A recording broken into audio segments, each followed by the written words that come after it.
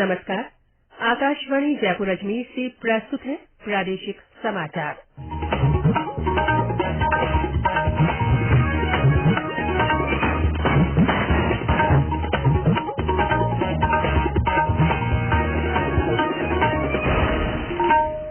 मुख्य समाचार।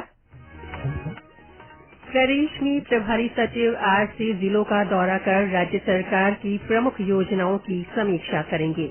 राज्य मंत्रिमंडल की बैठक में पूर्वी राजस्थान नहर परियोजना निगम को मजबूत बनाने और नई स्टार्टअप नीति का अनुमोदन करने सहित कई फैसले किए गए। जयपुर में आज से इंडिया स्टोन मार्ट का आयोजन और T20 क्रिकेट विश्व कप के दूसरे सेमीफाइनल में आज भारत का मुकाबला इंग्लैंड से।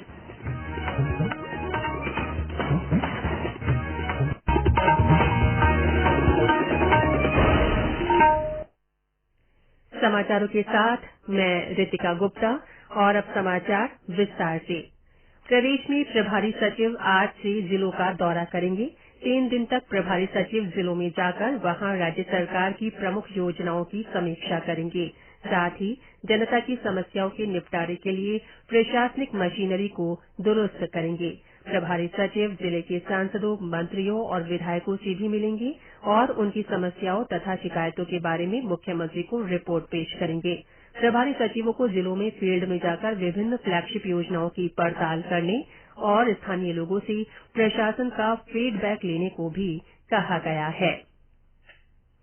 राज्य मंत्रिमंडल ने पूर्वी राजस्थान नहर परियोजना निगम को मजबूत करने के लिए निःशुल्क भूमि हस्तांतरण के साथ कई महत्वपूर्ण निर्णय लिए हैं। मुख्यमंत्री अशोक गहलोत की अध्यक्षता में कल हुई मंत्रिमंडल की बैठक में राज्य की नई स्टार्टअप नीति 2022 का भी अनुमोदन किया गया। सरकारी भर्तियों में आरक्षण संबंधित छूट देने, शहीद के आश्रितों या सशस्त्र बलों और पैरा मिलिट्री के स्थायी रूप से अशक्त कार्मिकों को अनुकंपा पर नियुक्ति देने के नियमों में संशोधन, खिलाड़ियों का मनोबल बढ़ाने जैसे अन्य अहम निर्णय भी बैठक में लिए गए। मंत्रिमंडल ने राजस्थान समेकित बाल विकास राज्य एवं अधीनस्थ सेवा नियम 1998 में संशोधन किया है। इससे पर्यवेक्षक के पद पर ओबीसी और आर्थिक रूप से कमजोर ईडब्ल्यूएस अभ्यर्थियों को भी आरक्षित वर्ग के समान ऊपरी आयु सीमा में छूट मिलेगी। चूरू की सरदार शहर विधानसभा सीट पर उपचुनाव के लिए आज अधिसूचना जारी होगी। इसके साथ ही नामांकन भरने का काम शुरू हो जाएगा। 5 दिसंबर को मतदान होगा और 8 दिसंबर को परिणाम घोषित किया जाएगा।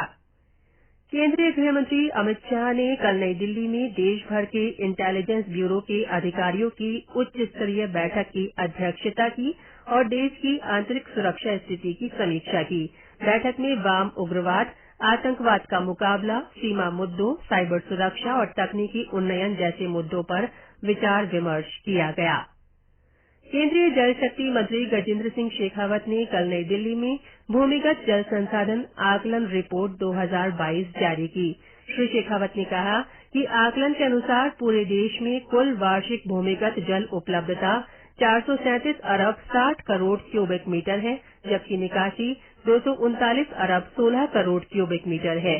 देश में 7,089 आकलन इकाइयों में से 1,006 को अत्यधिक दोहन वाली इकाइयों के रूप में श्रेणीबद्ध किया गया है।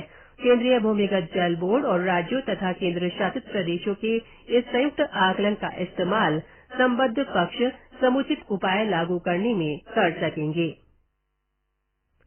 केंद्र सरकार ने देश में टेलीविजन चैनलों के अपलिंक और डाउनलिंक के संबंध में दिशा निर्देश संशोधित किए हैं।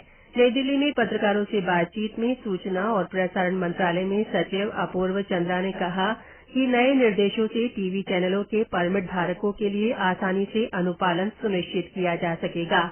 इससे नियमों और प्रक्रियाओं को सरल बनाकर कारोबार करना सुगम बनाने को बढ़ावा मिलेगा। उन्होंने कहा कि नए दिशा निर्देशों में नया प्रावधान जोड़ा गया है ताकि चैनलों को कृषि, महिला सशक्तिकरण और शिक्षा सहित लोक सेवाओं और राष्ट्रीय हितों से संबंधित सामग्री प्रसारित करने के लिए प्रोत्साहित किया जा सके। किसी चैनल को एसडी से एचडी करना है या फिर लैंग्वेज बदलनी है तो इसको हमने सुचारू कर दिया। यहाँ परमिशन लेने की जरूरत नहीं है। लाइव जैसे टेलीकास्ट कई चैनल्स करते हैं उसको हमारे यहाँ आके परमिशन की जरूरत नहीं, केवल रजिस्ट्रेशन से ही काम चल जाएगा। लिमिटेड लायबिलिटी कंपनीज है उनको हमने अलाउ किया है। 30 मिनट का जो कि नेशनल इंपॉर्टेंस या नेशनल इंटरेस्ट की चीजें हों उसमें 7-8 हमने जो है थीम्स दिए हैं, चाहे वो वुमेन एम्पावरमेंट हो सकता है, एग्रीकल्चर हो सकता है, शिक्षा हो सकता है, और इस तरह की थीम्स के ऊपर भी लोगों को अपने कार्यक्रम दिखाएं। अनुमति प्रदान करने के लिए विशिष्ट समय सीमा का प्रस्ताव किया गया है। समाचार एजेंसी 5 वर्ष के लिए अनुमति ले सकती है, जबकि अभी तक ये केवल 1 वर्ष के लिए होती थी। ये समाचार आकाशवाणी जयपुर अजमेर से प्रसारित किए जा रहे हैं। मुख्यमंत्री अशोक गहलोत आज जयपुर में इंडिया स्टोन मार्ट के 11वें संस्करण का उद्घाटन करेंगे। इस अंतर्राष्ट्रीय प्रदर्शनी का आयोजन 13 नवंबर तक किया जाएगा।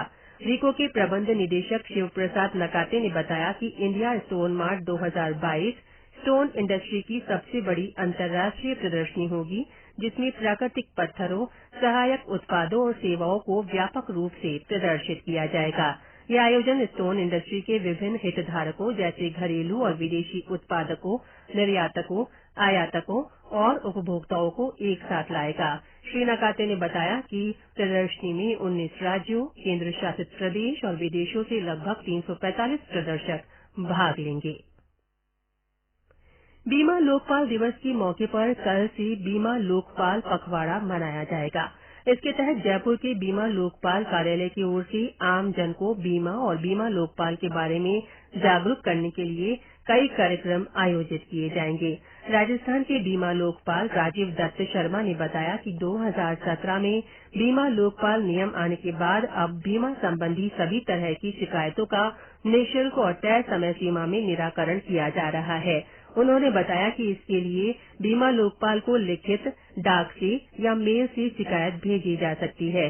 श्री शर्मा ने बताया कि बीमा लोकपाल के जयपुर कार्यालय में प्राप्त होने वाली शिकायतों को तेजी से निपटाया जा रहा है। बीमा लोकपाल पखवाड़ा मनाने का उद्देश्य ये है कि आम लोगों में ये जानकारी आए कि बीमा लोकपाल का ऑफिस है राजस्थान में, जहाँ पे बीमा पॉलिसी की हर तरह की शिकायत का बिना पैसा खर्च किए निवारण हो सकता है। ये 11 नवंबर से हम लोग शुरू करेंगे, 11 से 23-24 नवंबर तक ये रहेगा। लास्ट ईयर हमने जब ये पखवाड़ा मनाया तो हमारे को इस साल जो शिकायतें मिली उसमें 40% वृद्धि हुई। पब्लिक है जिनको कहीं भी शिकायत करनी है तो वो सिंपली ईमेल करके अपनी शिकायत हमारे पास रजिस्टर कर सकता है।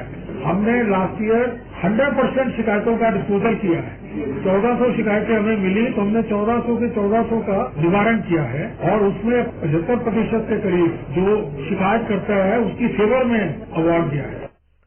लोकसभा अध्यक्ष ओम बिरला की पहल पर संसदीय क्षेत्र कोटा बूंदी के विद्यार्थियों के लिए 1 दिसंबर से शुरू होने जा रही समझ संसद की प्रतियोगिता को लेकर तैयारियां शुरू हो गई है। कल इस संबंध में लोकसभा की संस्था प्राइड की ओर से शिक्षा विभाग के अधिकारियों और शिक्षाकर्मियों का प्रशिक्षण शिविर आयोजित किया गया। शिविर में प्रतियोगिता के दोनों चरणों के क्रियान्वयन को लेकर विस्तृत जानकारी दी गई।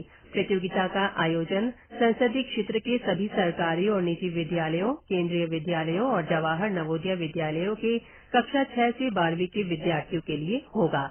प्रतियोगिता में चयनित विद्यार्थियों को दिल्ली में संसद भवन सहित महत्वपूर्ण स्थानों के स्टडी टूर का अवसर मिलेगा।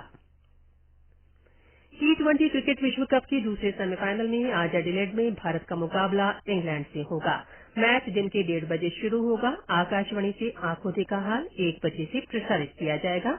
इससे पहले कल सेमीफाइनल में पाकिस्तान ने न्यूजीलैंड को 7 विकेट से हरा दिया था। प्रदेश में पिछले 24 घंटों में पश्चिमी विक्षोभ के असर से कल भी कई स्थानों पर बारिश हुई। सीकर में कल रात अच्छी बारिश हुई। दिन भर रुक रुक कर बारिश का दौर जारी रहा। धौलपुर में आज सुबह से ठंडी हवाएं चल रही हैं। सवाई माधोपुर जिले की बौली सहित आसपास के क्षेत्रों में हल्की बरसात के बाद तापमान में गिरावट आई है। भरतपुर में कल दिन भर बादल छाए रहे। कुछ स्थानों पर बारिश हुई। जयपुर में भी देर रात हल्की बरसात हुई। मौसम विभाग के जयपुर केंद्र के निदेशक राधेश्याम शर्मा ने बताया कि विक्षोभ का असर अगले 24 घंटे तक बना रहेगा। कल से तापमान में गिरावट की संभावना है। और अंत में मुख्य समाचार एक बार फिर। प्रदेश में प्रभारी सचिव आज से जिलों का दौरा कर राज्य सरकार की प्रमुख योजनाओं की समीक्षा करेंगे। राज्य मंत्रिमंडल की बैठक में पूर्वी राजस्थान नहर परियोजना निगम को मजबूत बनाने और नई स्टार्टअप नीति का अनुमोदन करने सहित कई फैसले किए गए हैं। जयपुर में आज से इंडिया स्टोन मार्ट का आयोजन किया जा रहा है और T20 क्रिकेट विश्व कप के दूसरे सेमीफाइनल में आज भारत का मुकाबला इंग्लैंड से होगा। इसी के साथ प्रादेशिक समाचार बुलेटिन समाप्त हुआ। नमस्कार।